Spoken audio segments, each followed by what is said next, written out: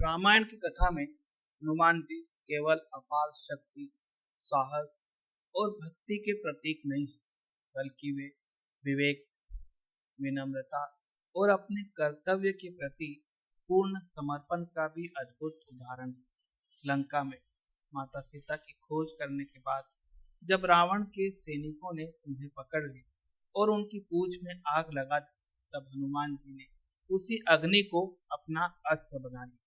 उन्होंने अपनी जलती हुई पूंछ से पूरी लंका में आग लगा दी। देखते ही देखते रावण की स्वर्णमयी लंका अग्नि की लपटों से घिर गई।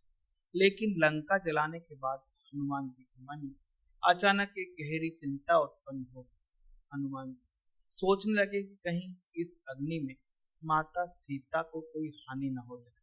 उन्होंने मन ही मन विचार किया कि श्री राम ने उन्हें लंका इसलिए भेजा था कि वह माता सीता का पता लगाकर लौटे, लेकिन उन्होंने क्रोध में आकर पूरी लंका को आग लगा दी। यदि माता सीता को कुछ हो गया तो यह उनके स्वामी श्री राम के लिए सबसे बड़ा दुख होगा। वे स्वयं को धिक्कारने लगी और सोचने लगी उनके एक क्षण के आवेश ने कहीं श्री राम के उद्देश्य को ही नष्ट तो नहीं कर। वाल्मीकि रामायण में हनुमान जी की इसी चिंता का वर्णन मिलता है। उन्हें आशंका हुई कि यदि पूरी लंका जल गई तो संभव है कि जानकी भी अग्नि की चपेट में आ गई हो। उनके मन में यह विचार आते ही वे अत्यंत व्याकुल हो गए। यह प्रसंग बताता है कि हनुमान जी कितने संवेदनशील और अपने कर्तव्य के प्रति कितने सजग थे। अपार शक्ति होने के बावजूद वे अपने कार्य के परिणाम को लेकर चिंतित हो गए, लेकिन वास्तव में माता सीता सुरक्षित थी। अग्नि उनका कुछ भी नहीं बिगाड़ सकती थी। हनुमान जी स्वयं भी अग्नि से अप्रभावित रहे। धार्मिक परंपरा में इसका कारण हनुमान जी का रुद्रावतार होना बताया जाता है।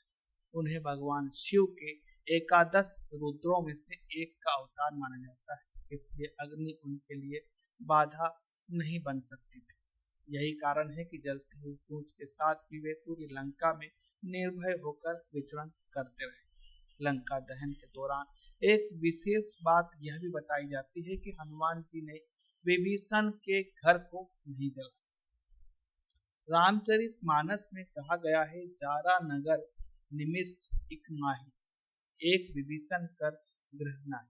इसका अर्थ है हनुमान जी ने क्षण भर में पूरी लंका जला दी, लेकिन विभीषण का घर सुरक्षित रहा। इसका कारण यह माना जाता है विभीषण धर्म और श्री राम के प्रति समर्पित थे। इस प्रकार लंका दहन केवल विनाश की घटना नहीं थी, बल्कि धर्म और अधर्म के संघर्ष का प्रतीक थी। हनुमान जी का पश्चाताप उनकी महानता को और अधिक उजागर करता है। वे चाहते तो अपनी शक्ति पर गर्व कर सकते थे, लेकिन उन्होंने अपने कार्य के संभावित परिणाम के लिए स्वयं को दोषी समझा।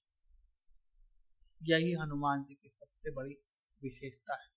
असीम शक्ति के साथ विनम्रता, पराक्रम के साथ विवेक और भक्ति के साथ उत्तरदायित्व का होना बहुत जरूरी होता है। धन्यवाद।